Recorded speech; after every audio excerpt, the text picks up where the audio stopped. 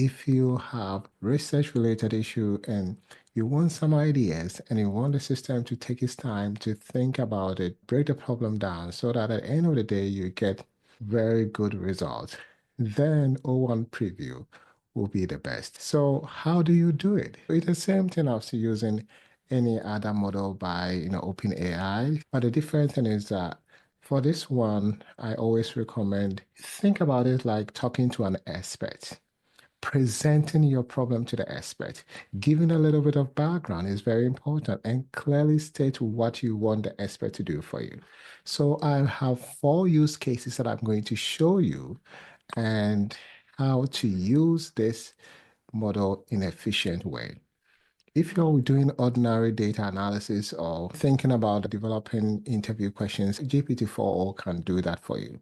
But if you are dealing with a very complex issue, then you can try o1-Preview, and it's going to be very helpful for you. There are 4 use cases that I want us to think about. One of them is, let's say you are doing a study, but you are not sure about this right research method that you have to use. You can present the information to the system, give a little background of your study, and ask specific questions, and the system will be able to break things down and provide you the answer. The good thing is that it takes its time to reason. So there's a higher probability for you to get very good results. So let's try the first use case. Let's say you want to determine the right research approach. And so this is the prompt that we're going to use. So this is about how young adults with mental health issue deal with their condition. And so you give the system a little background of your study, and you state the questions that you want the system to address for you, right? So this system use a strategy called chain of thought. It breaks the problem down into small chunks and solve the problem. And based on the solution of the first chunk, it's also informed the next one. At the end, you'll be able to get a very good result. So let's try this one. So I will copy this prompt. I will put this prompt in the description section there so that you can, get access and practice. So let's go to ChatGPT. And also I'm using the desktop version of ChatGPT. You can also use the online version. They are the same. So I can try the online version, the same as the desktop one, right? So when you go to ChatGPT, you can click on this area. It will give you all the models available, and make sure that you choose o1-Preview. And then you check that. And we put our prompt here for the system to help us to determine the right research approach and also the number of participants for our study. As I said, I'll put this information in the description so that you can review and also try it out yourself and see what you're going to get, whether it's going to be very different from mine. You see that it's thinking and clarifying and looking close, giving the system a chance to think about. And you see how it has provided some information. It's trying to consider potential research approaches, right? So it considers potential research approaches, and then it will review the suitability. Then it will make a conclusion. So it look like it thinks that phenomenological approach would be the best, right? After reviewing all the approach. And this is what, in a normal situation when you are not using any AI tool, normally when you are determining the right approach for your study, you have to consider all the approaches and also think about which one best fit, right? Looking into the strengths and the weaknesses. At the end of the day, then you'll be able to choose the right one. And this is what the system is doing. Consider most of the qualitative research approaches. Then it comes up with the final decision, which is the phenomenological approach. I also asked the system to give me the number of participants for the study. It's also analyzed and then suggested that I need about 5 to 15 participants for my study. So you see how the system has provided you very good information to start working on your study. This is the first case. And you can see that you could also go further and ask the system to provide you online resources in support of the decisions, right? That could be done when you change the model to GPT-4o. This time, when you change that, you can click on the search web and I'll say, can you provide online research resources in support of the output you have provided? And then the system will provide you some online resources. So provide you about phenomenological approach, you can click on that and you'll be able to read more about it. And it also has provided you some information about explanation of phenomenology. You can click on that. There's also a book on phenomenology. So you see how you can get good resources after the system have provided you a lot of information. So that's what I have for you for the first use case. Let's go to the second use case. Assume that you have analyzed your qualitative data and you have the themes and you want the system to help you translate all the themes into the framework. So imagine that you have your themes and you are planning to connect your team to the theoretical framework or conceptual framework that you have. You can ask ChatGPT to translate the themes into the theoretical framework. So how do you do that? So one thing that you can do is, let's assume that your theory that inform your study is called conservation of resources theory. This theory explains the experience of burnout, right? You are doing a research about burnout and you have the themes about the causes and solutions of burnout.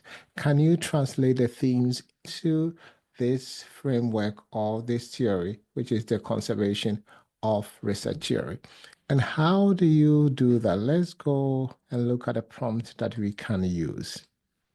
So these are the causes of burnout for the themes, and these are the solutions of burnout, right?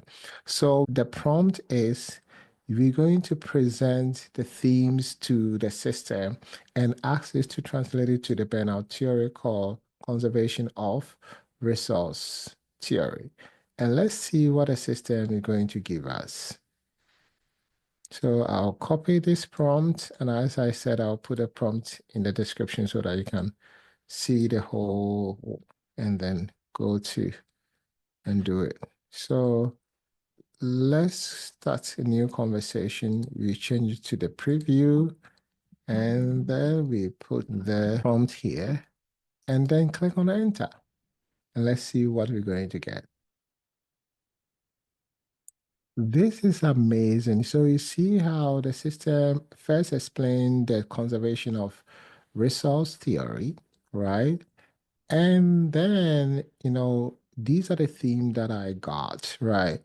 And you see how it is now translating this theme, looking at the theme from a perspective of the theory, the COR theory, right?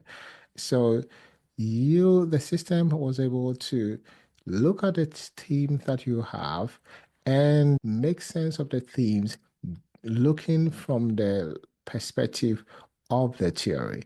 And this is so helpful, especially when you are trying to write your discussion and trying to relate the theme that you have to the theoretical framework. And the same thing about the solution of burnout. You see how the system of explain the themes from the perspective of the theory, right? It's so useful to really see the connection between the theme that you have and also the theory that informs your study. Let's go to the third use case. So the third use case is generating coding frame. So this one is important if you plan to conduct content analysis, right? Qualitative content analysis. So the qualitative content analysis is where you first develop themes, maybe based on the theoretical framework that you have or the theory that informs your study, or it's based on the literature, right? And then you go through the data, identify information that are significant, and connect them to the theme that you have developed. So they are pre-developed themes based on the conceptual framework or based on the literature. Sometimes it's very difficult to come up with a coding frame. So can you ask the system to help you come up with a coding frame that will be used for your analysis. And this is where the o1-Preview can really help. So let's try to go there and let me show you the prompt that we're going to use. So this is the prompt that we're going to use. I plan to conduct content analysis to address the following research question. And I have the research question here. What are the causes and the solutions of burnout among primary healthcare physicians? Can you help me develop a coding frame based on the theory, conservation of resource theory? So let's copy this one and then go to ChatGPT. You click here to start a new conversation. You go to make sure that it's on o1-Preview, and then you put the prompt here and click on enter and press on enter, and then let's see what will happen here.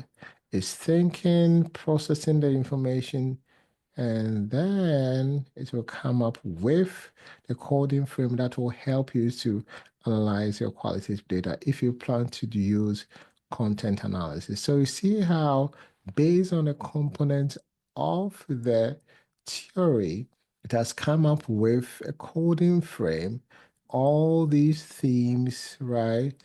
And also I think these ones are can be considered codes, right?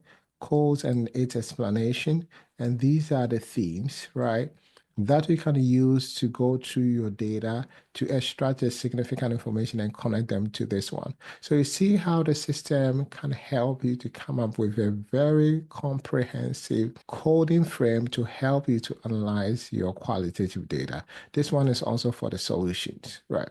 So let's go to the last use case. What is the last use case? So the last use case is where you are trying to match themes to the theoretical framework or conceptual framework. Sometimes after analyzing the data, you have your themes, you just want to see what are the relationship between the themes that I have in the conceptual framework. What do they have in common? What are they different? Can the theme help me to improve the conceptual framework or refine it, or are the theme confirming the conceptual framework? This is where you are trying to match the themes to the components of the conceptual framework. And this tool, o1-Preview, will be able to help in doing that. So let's go back to the document and see the prompt. You always have to give a little background information so that the system will understand and provide you very good information. So here I'm stating that I contacted data analysis and then to help me to address this research question, right? And these are the themes that I got. Can you match this theme onto the components of conservation of resources theory?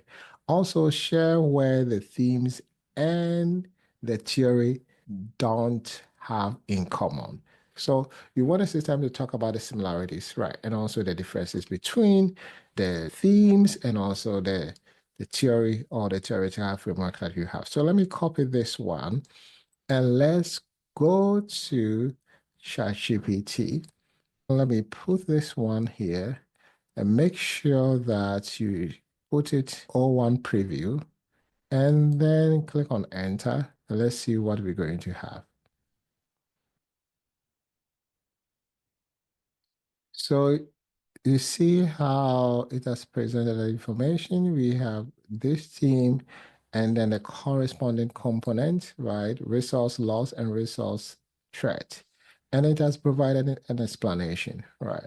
So you see how the system has done the connection. And also it did the same thing for the solutions of burnout and areas that they don't have in common. It has identified all of them, right? So you can even let it create something simple for you. You can say, can you create a table showing the similarities and differences between the themes and the COR theory? So it shows you the themes and also the components and also the similarities and the differences between them. That is good. So this one is focused on the causes of burnout. This one focused on the solution. and then it gives you overall solutions and differences. This is so helpful, right? Especially when you are trying to compare and contrast the themes that you have and also the components of the conceptual framework or the theory that informs your study. So this is what I have for you. So as you can see, these are the 4 use cases of O1 for research. Please leave your questions in the comments. I'll be happy to address them for you. And if you have other ways of using o1-Preview, please share so that we can also learn from you. Thank you so much for your time.